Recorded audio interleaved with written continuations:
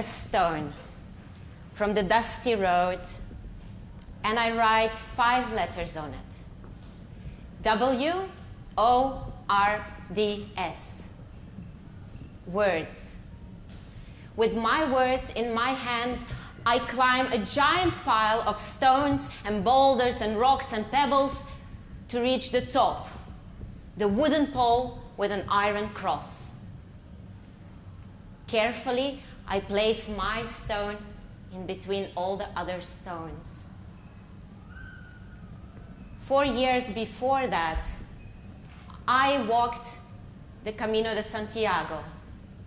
I left Belgium to walk an ancient pathway that thousands and thousands of pilgrims have been walking since the Middle Ages.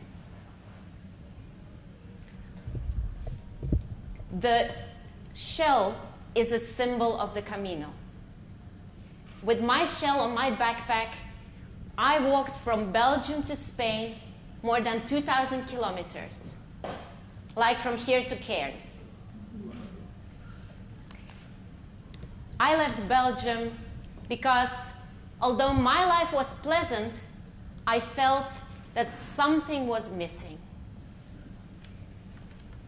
I felt that I had a bigger purpose. So I decided to reset my life completely, to pour everything out of me, all the pieces of my identity, and just see what would come back to me.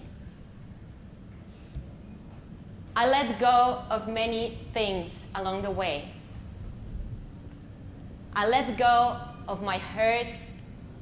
I let go of my sadness and fears. I let go of my tent, my teacup, and my tears. Cruz de Ferro, the Iron Cross, is a great tradition on the last part of the Camino. Pilgrims bring a stone from their hometown that represents something that is weighing them down. They can leave that something behind under the iron cross. They can leave that story that holds them back.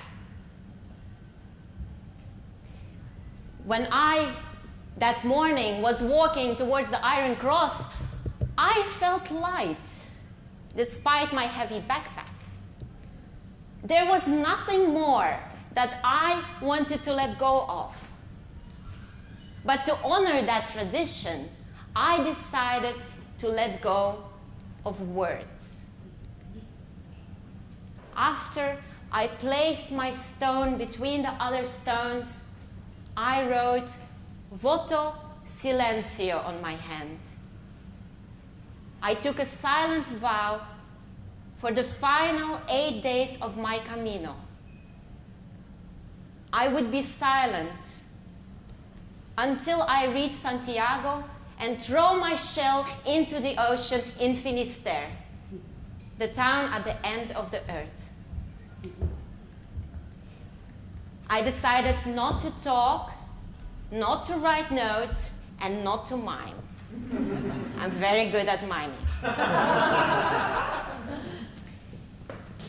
I learned so many lessons during my Camino, but the most precious ones I learned in that 8 days of silence.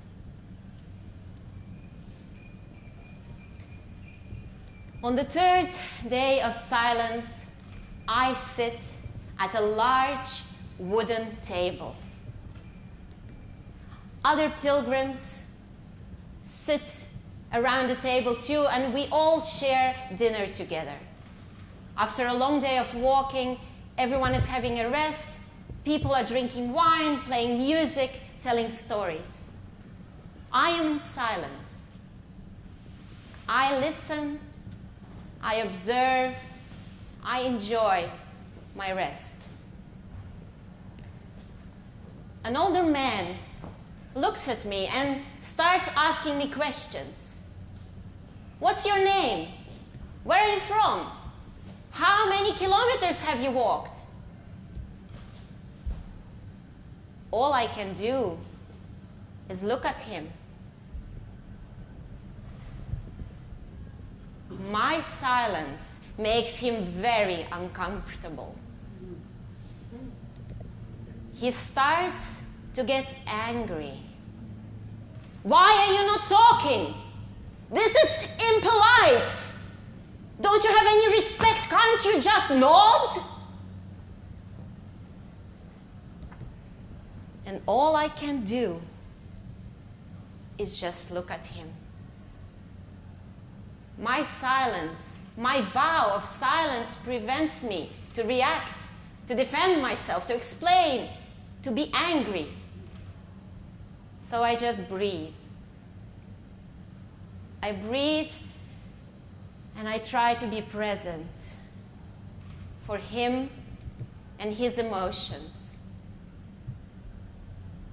And something very remarkable happens. After a while, his anger just melts away and makes room for deep connection and respect. The following days, every time I would meet him on the way, he would wave and blow me kisses. And that's how I learned the magic of presence.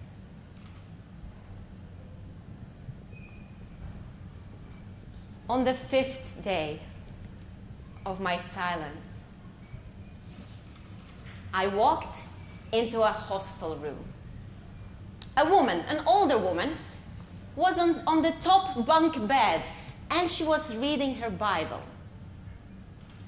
The minute I walked into the room, she starts asking me questions, she starts chatting, and all I could do was show her my hand.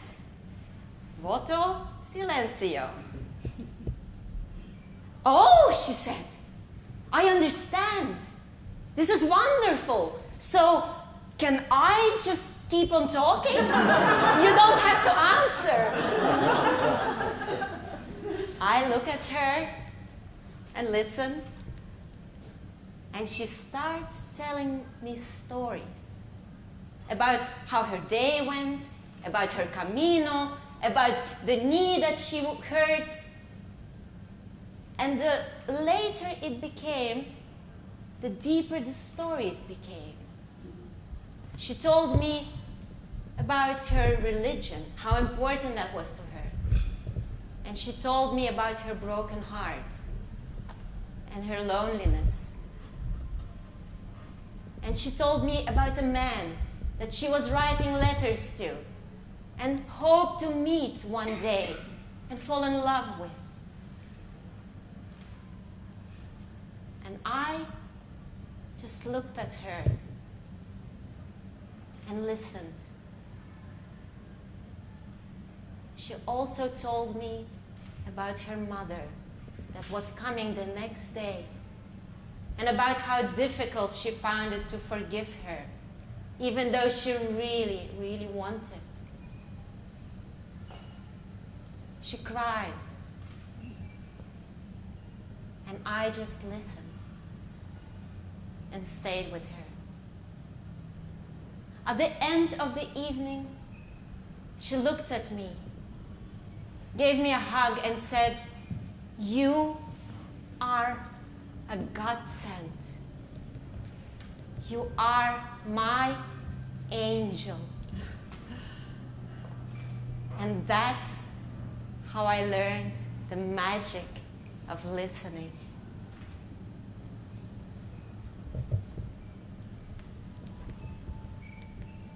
On the 7th day of silence,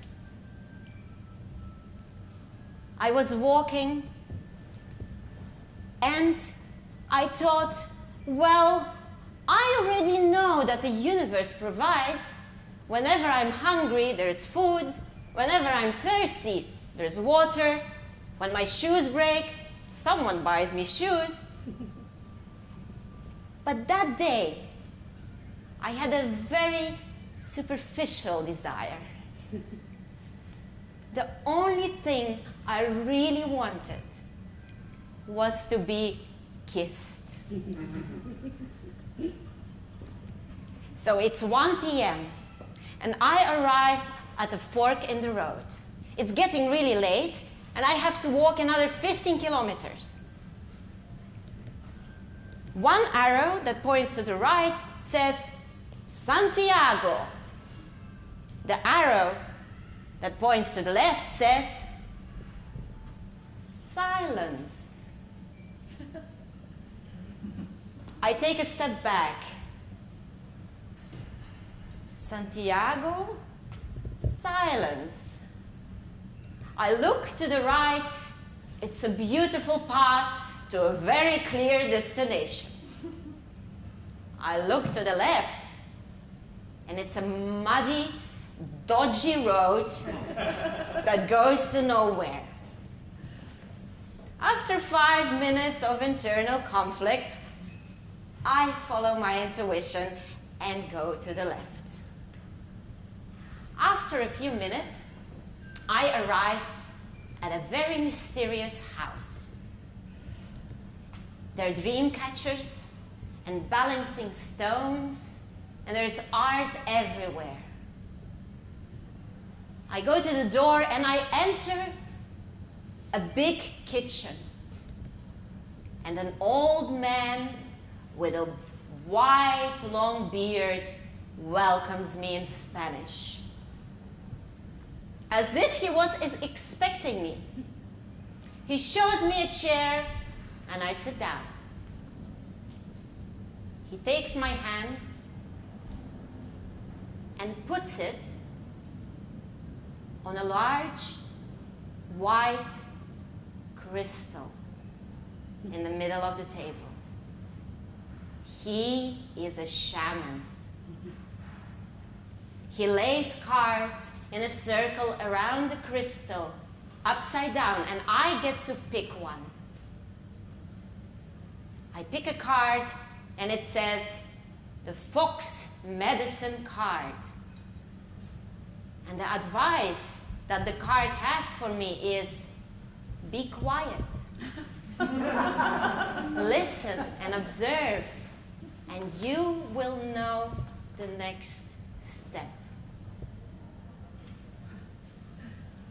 The old shaman was not the only other person in the room. From a far corner,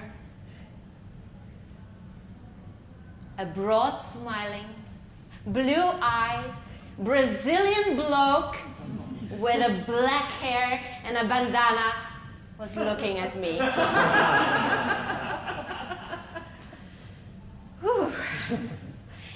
Our eyes connected and our souls melted into one.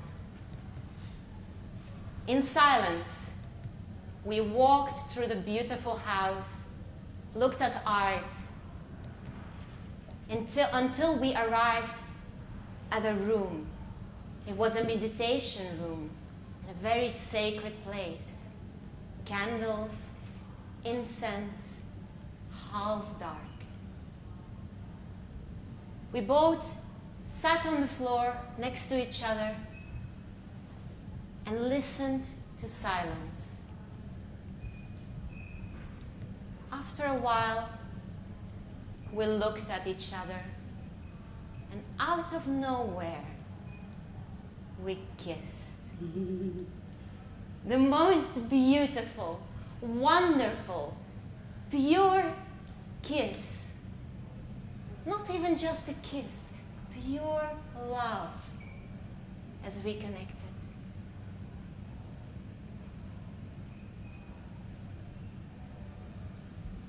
And after that, we hugged, said goodbye in silence, and walked our own paths. And that's how I learned the magic of following your intuition. A few days later, I arrive in Santiago. And when I stand looking over the ocean at the end of the earth, I recall the 3 lessons that silence had taught me. If you're present, if you listen, and if you follow your intuition, magic happens. I didn't throw my shell into the ocean just then. I felt that my Camino wasn't over yet. I felt that I had to keep on walking. My Santiago wasn't there yet. And so I did. What is your path that you are walking on? What do you have to let go of to reach your Santiago? The first step is always the hardest. But if you, just for a moment, take a moment to be silent, to be present, to listen, and follow your intuition, I promise magic will happen. Buen camino!